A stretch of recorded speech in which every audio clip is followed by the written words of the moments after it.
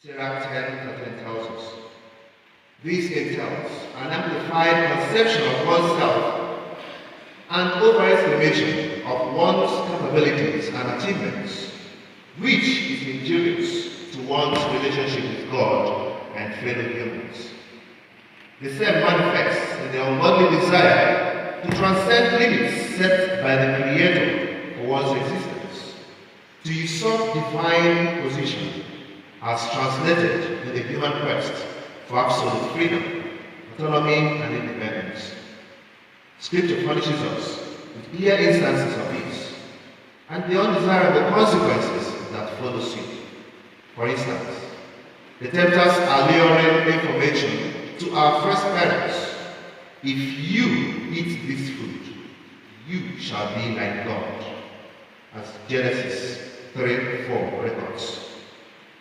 The story of the Tower of Babel, where man desired to take the prime place of God, as recorded in the book of Genesis 11:1-9, and so many other instances in the scriptures.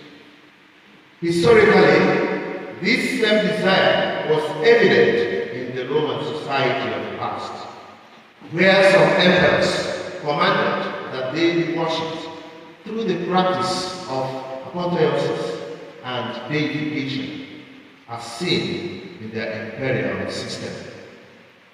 In the first reading of today, we see how Paul and Barnabas vehemently rejected and refused to be idolized or worshipped by the people of Lystra and Derbe, who were stunned and amazed at the many miracles they performed. They reminded the people who mistook them for gods that they were mere human beings and creatures like them, irrespective of whatever took place through them.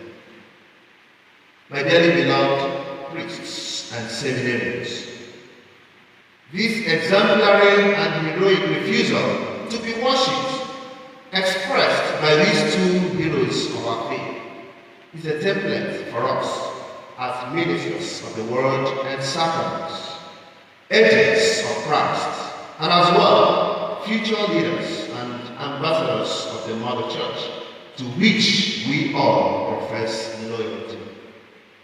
This is important to our ministry, especially as we live in a society marked with uncontainable quest for fame, prestige, recognition, and assertion of self-importance. It is not news anymore that so many ministers of Christ today have always and continue to parade themselves everywhere as gods of men instead of men of God, preaching themselves and their so-called achievements and capabilities instead of Christ himself, who is the owner of that mission. It is indeed a worrisome situation. Many desire to be worshipped and adored, such that they end up leading people to themselves and not to Christ, either consciously or unconsciously. It is also true that some admirable ministers and priests today have been misled by the people through accolades and exaggerated expectations and demands, which seem to blur their consciousness of their state as mere creatures and instruments in the hand of the divine being, as pencil in the hand of the artist. And he does with each and every one of us whatever and however he wills. The idea of treasures in clay jars addresses this very point. It is now a clarion call to us, dear brothers, never to allow our various privileged positions and achievements to becloud our sense of servitude in this ministry. Ignoring this call can lead us to a pitiable destruction, or the kind of Humpty Dumpty fall, as in the popular old nursery rhymes. The responsorial psalm of today also, no doubt, sends home this message. Not to us, O Lord, not to us, O Lord, but to your name give the glory.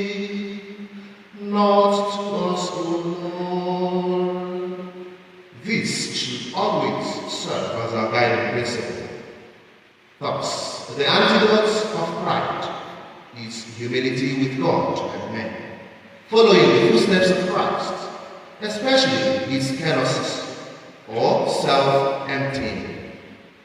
It is only with humility that we can express our love for God by keeping his word and obeying his commandments, as stipulated in the gospel of today. If we love God, we have to keep his word, and he will come to abide in us. With him in us, we can do many great works in his power. Brothers, let us therefore pray for the grace of God in this Eucharistic celebration, to be humble always and ascribe to God all the glories that come through our stewardship.